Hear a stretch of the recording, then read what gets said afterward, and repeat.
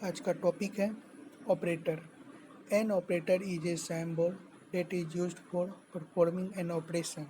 मेरा कहने का अर्थ इसमें ये हुआ कि ऑपरेटर एक सिंबल होता है, ठीक है। इसका काम होता है ऑपरेशन को परफॉर्म करना। C provide various operator for different type of operation. C provide करता है वेरियस टाइप ऑफ ऑपरेशन, ठीक है। Various type of operation provide करने के लिए वो वेरियस टाइप का ऑपरेटर प्रोवाइड करता है, ठीक है। चलिए हम लोग आगे देखते हैं सी में कितने प्रकार के ऑपरेटर होते हैं।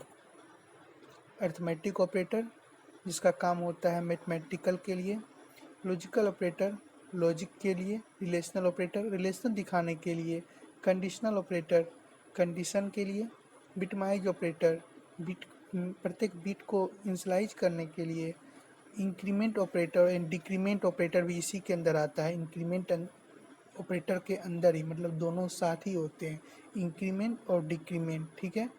जो हम लोग आगे पढ़ेंगे क्या होता है असाइनमेंट ऑपरेटर और कोमा ऑपरेटर, ठीक है। नेक्स्ट चले हम लोग आगे आगे पढ़ते। चलिए हम लोग देखते हैं arithmetic operator. Operator that is use for performing arithmetic operation. मतलब इस ऑपरेटर का जो यूज किया जाता है वो अर्थमेटिक ऑपरेशन के लिए किया जाता है। एडिशन के लिए प्लस, सब्सट्रैक्शन के लिए माइनस, मल्टीप्लिकेशन के लिए एस्ट्रिक, डिवाइड के लिए स्लैश एंड रिमाइंडर के लिए परसेंटेज। शायद सबसे इसमें वाकिफ होंगे क्योंकि मैथ तो सब पढ़ के आए हैं, तो इसमें तो सब वाकिफ होंगे। एक चीज़ न्यू पढ़ने को मिलेगा आप लोग को यहाँ पे, रिमाइंडर, ठीक है। रिमाइंडर शायद आप लोग रिमाइंडर के बारे में कुछ जानते भी होंगे। अगर हम लोग किसी भी संख्या में हम किसी में भागा लगाते हैं, एग्जाम्पल डेट 9 को भागा लगाते हैं 2 से, तो शेषफल कुछ बचता है ना, उसी को यहाँ पर रिमाइंडर कहते हैं, ठीक है। यहाँ पर जो उसके लिए ऑपरेटर यूज होता है वो परसेंटेज ऑपरेटर यूज करता है, जो ये हमें फाइंड करके देता है कि उसका शेषफल कितना बचा है, ठीक है। चलिए आगे चलते हैं हम लोग।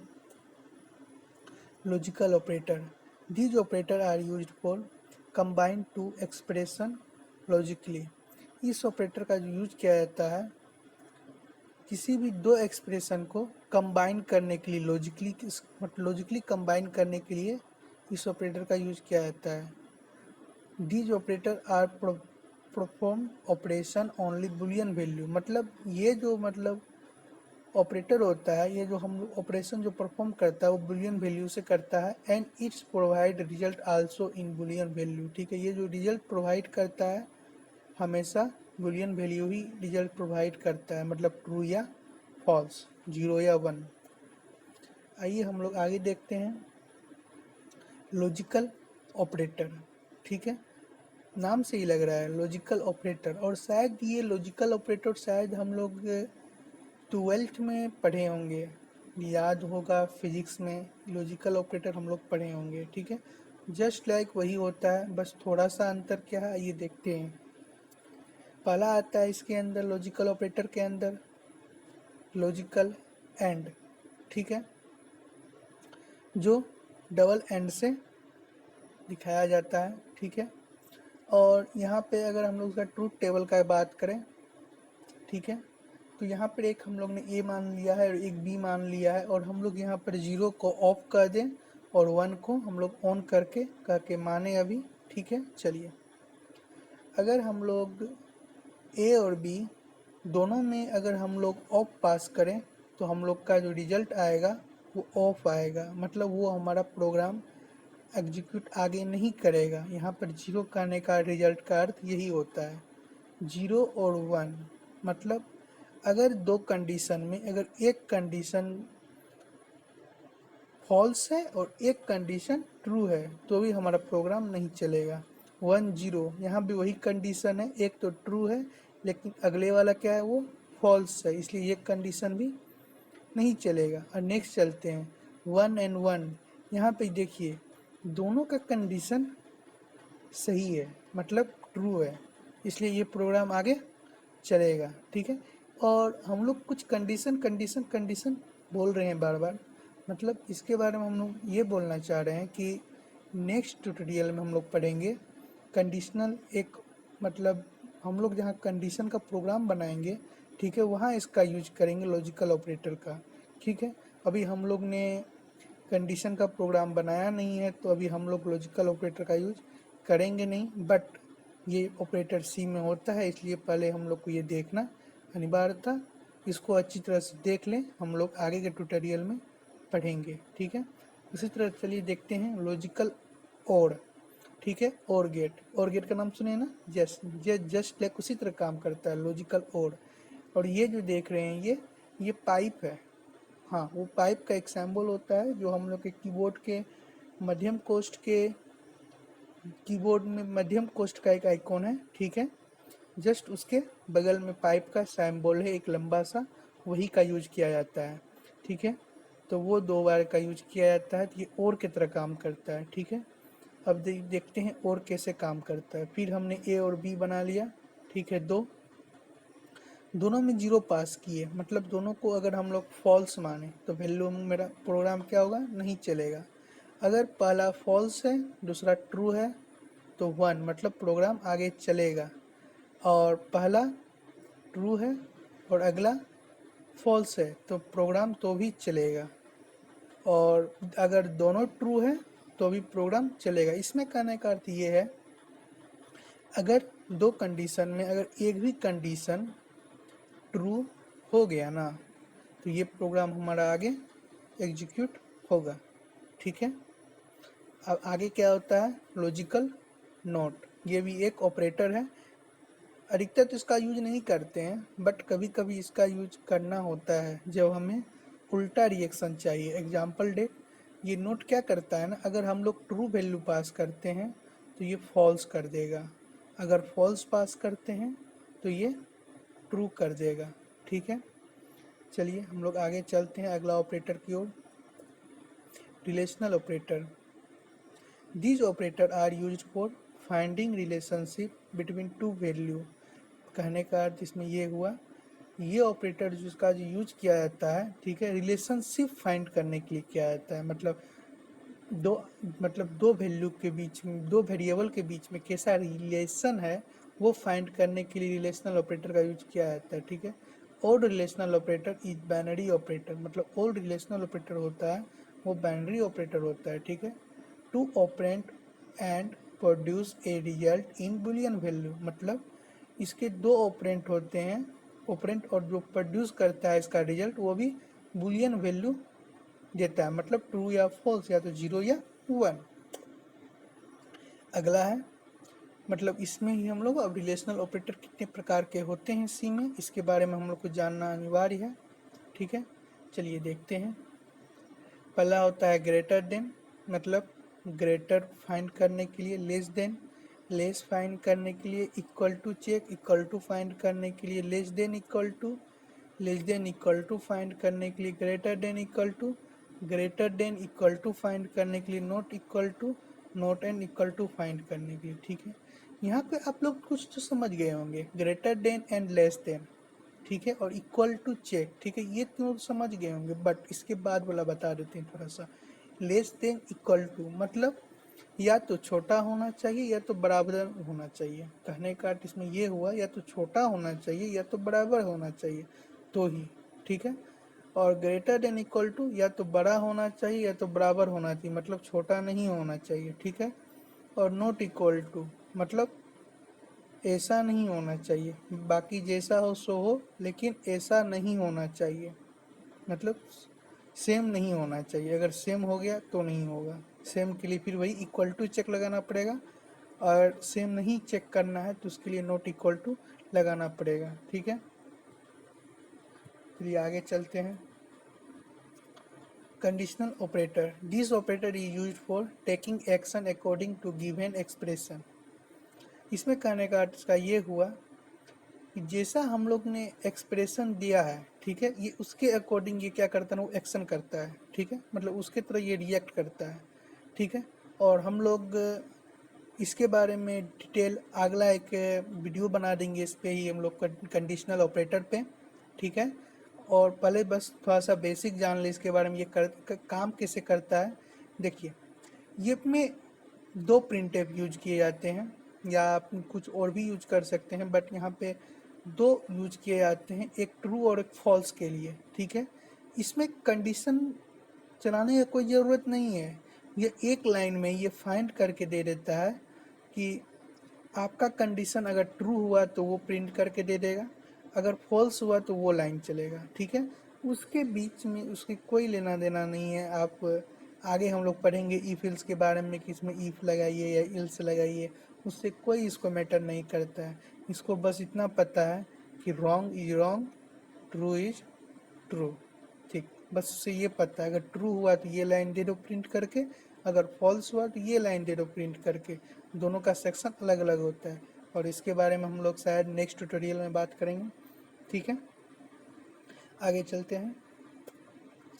उसके बाद हम लोग ने इंक्रीमेंट ऑपरेटर के बारे में हम लोग ने वहाँ पर डिस्कशन किए थे, जिसके अंदर इंक्रीमेंट और डिक्रीमेंट होते हैं, उसके बारे में चलिए देखते हैं। It is use for increasing the value of variable by one. मतलब ये क्या करता है ना, ये वैल्यू को इंक्रीज करता है एक से। ठीक है, it is generally used in two form. मतलब ये जनरली यूज किया जाता है दो फॉर्म से। प्रथम बात तो पहले हम लोग समझ जाएंगे प्लस प्लस ऑपरेटर होता क्या है, मतलब इंक्रीमेंट ऑपरेटर होता क्या है। ये वो ऑपरेटर होता है जब हमें सिर्फ एक वैल्यू बार बार अपडेट करना हो तो इसका यूज किया जाता है। ठीक है, और ये दो प्रकार के होते हैं, ये देखते हैं। Post fix and pre fix. Post means क्या होता है, बाद। प्री मीन्स क्या होता है, पहले। ठीक है, इसमें क्या होता है, मतलब हम एग्जाम्पल डेट के लिए यहाँ पर हम एक वेरिएबल है इंटीजर टाइप का मानिए। ठीक है, और वहाँ पर ए प्लस प्लस है, मतलब पहले ए का वैल्यू उसके बाद वो बढ़ाएगा। ठीक है, और प्रीफिक्स क्या करेगा, प्लस प्लस से पहले बढ़ाएगा उसके बाद ए का वैल्यू मतलब दिखाए, मतलब ए के वैल्यू को अपडेट करेगा। ठीक है, और इसके बारे में हम लोग जितना अच्छा कोडिंग से जान पाएंगे उतना अच्छा हम लोग ऐसे नहीं देख पाएंगे, इसको कोडिंग से देखना बहुत अनिवार्य होता है। ठीक है, और एक बात पहले बोल दें कि हम लोग इसका coding Turbo C plus plus में करेंगे, तो हम लोग उसके अनुसार जानेंगे। ठीक है, और ये एक मतलब क्या बोला जाए, ये एक डिफ्रेंसिएशन है, डिफरेंट है कि सब में ये अलग अलग काम करता है। ठीक है, बट हम लोग टर्बो सी प्लस प्लस जो हम लोग के एग्ज़ाम में भी पूछा जाता है क्वेश्चन, तो टर्बो सी प्लस प्लस से रिलेटेड पूछा जाता है, जो एक मेन कोडिंग है हम लोग का सी के लिए प्लेटफॉर्म, इसलिए हम लोग उसी के अनुसार जानेंगे। ठीक है, चलिए नेक्स्ट देखते हैं। Management operator, decrement operator. It is used for decreasing the value of variable by one. मतलब इंक्रीमेंट में क्या करते थे हम लोग, वैल्यू को बढ़ाते थे, तो यहाँ पे डिक्रीमेंट है, यहाँ पे वैल्यू क्या हो रहा है, घट रहा है। मतलब जस्ट उसका उल्टा, वहाँ पे हम लोग एक बढ़ाते थे और यहाँ पर एक वैल्यू हम लोग घटाएंगे। एग्जाम्पल डेट अगर ए का वैल्यू अगर 10 है, यहाँ पे अगर ए माइनस माइनस कर देंगे तो ए का वैल्यू 9 कर देगा। अगर यही काम वहाँ पे करते प्लस प्लस ऑपरेटर में, तो वहाँ पे क्या करता, वो ए का वैल्यू को बढ़ा देता, मतलब 11 कर देता। ठीक है, आइए देखते हैं आगे। It is generally use in two form. ये भी किस तरह यूज किया जाता है, दो फॉर्म में यूज किया जाता है, पोस्टफिक्स और प्रीफिक्स। पोस्टफिक्स मीन्स बाद में, प्रीफिक्स मीन्स पहले। ठीक है, और इसके लिए भी फिर वही है कि जब तक हम लोग इसको कोडिंग के देखेंगे नहीं, तब तक ये हम लोग का क्लियर होने वाला नहीं है। ठीक है, चलिए आगे। Assignment operator. This operator is use assignment value to the variable. मतलब इसके ऑपरेटर क्या करता है, वैल्यू को असाइन करता है। ठीक है, जिस तरह हम लोग को अगर ध्यान हो तो अगर पहले हम लोग इनिशियलाइज करते थे वैल्यू को, तो वहाँ हम लोग एक ऑपरेटर का यूज करते थे, इक्वल टू ऑपरेटर। हाँ, वो ऑपरेटर भी असाइनमेंट ऑपरेटर ही वहाँ कहलाता था। ठीक है, और अधिकतर असाइनमेंट ऑपरेटर हम लोग इक्वल टू ही होता है, इक्वल टू ही होता है, जो बोलिए इक्वल टू सबसे ही। ठीक है, तो पहला असाइनमेंट ऑपरेटर तो वही है, इक्वल टू। जैसे इंट ए इजकल टू 10 और ए इजकल टू 10, हम लोग ने ये करके देखा भी है। ठीक है, दूसरा देखते हैं एडिशन विद असाइनमेंट ऑपरेटर। नाम ही है एडिशन विद असाइनमेंट ऑपरेटर, मतलब एडिशन भी करो और उसके वैल्यू को असाइन भी करो। ठीक है, चलिए, तो मतलब कहने का अर्थ ये हुआ कि मतलब जोड़ो भी और उसके वैल्यू को, मतलब जो वैल्यू में मतलब करना है उसके बराबर उसको कर भी दो। यहाँ पर प्लस इजकल टू, ये उनके लिए क्या आता है जब सेम वेरिएबल में ही हमको वैल्यू को अपडेट करना हो। ठीक है, जैसे यहाँ देखिए plus equal to a plus 5, और यहाँ पर ए का वैल्यू क्या है हम लोग का देखें तो ऊपर में 10 है, तो अगर उसके बाद ए का वैल्यू क्या हो जाएगा, यहाँ पे 15 हो जाएगा। ठीक है, और अगर हम लोग इसको ऐसे भी लिख सकते हैं ए प्लस इजकल टू 5। ठीक है, तो जो काम हम लोग का यहाँ पे हो रहा है वही काम हम लोग का वहाँ से भी होगा। ठीक है, बस यही है कि लिखना कम पड़ जाएगा। ठीक है, उसके बाद उसी तरह है subtraction with assignment operator, minus equal to a minus 5, मतलब उसी तरह है कि उसमें से 5 घटा दीजिए, उसको हम ऐसे भी लिख सकते हैं ए माइनस इजकल टू 5। उसी तरह मल्टीप्लीकेशन विद असाइनमेंट ऑपरेटर, मतलब सेम वेरिएबल में ही उतना से मल्टीप्लाई करना है, तो ए इजकल टू ए स्ट्रेक 5, या इसको हम ऐसे लिख सकते हैं ए स्ट्रेक इजकल टू 5। उसी तरह डिवाइड विद असाइनमेंट ऑपरेटर करना है, तो उसी तरह ए इजकल टू ए भागा 5, या इसको हम लिख सकते हैं ए डिवाइड इजकल टू 5। ठीक है, अगला चलते हैं कोमा ऑपरेटर। कोमा ऑपरेटर पहले क्या होता है, सिंपल भाषा में हम लोग जान ले। कोमा ऑपरेटर जस्ट लाइक इसका काम होता है सेपरेशन का, मतलब सेपरेट करने का। ठीक है, जहाँ पे सेपरेशन का काम होगा वहाँ पे कोमा ऑपरेटर का यूज होगा। ठीक है, this operator is use for separation, जो हम लोग ने बोल दिया वही यहाँ लिखा हुआ है। उसके बाद comma operator is right to left, मतलब ये काम जो करता है ना, ये राइट टू लेफ्ट की ओर काम करता है।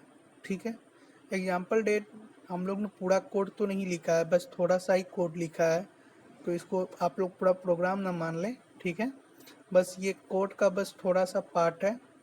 एक जगह हम लोग ने वेरिएबल क्रिएट किया है और सेकेंड लाइन में हम लोग इनिशियलाइज किए हैं।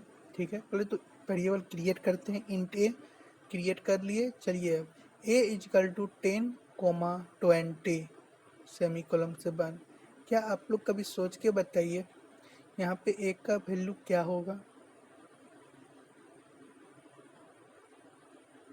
और हम लोग ने क्या पढ़ा है कॉमा ऑपरेटर के बारे में, ये राइट टू लेफ्ट काम करता है, तो एग्जाम्पल डेट पे वो 10 असाइन कर देगा।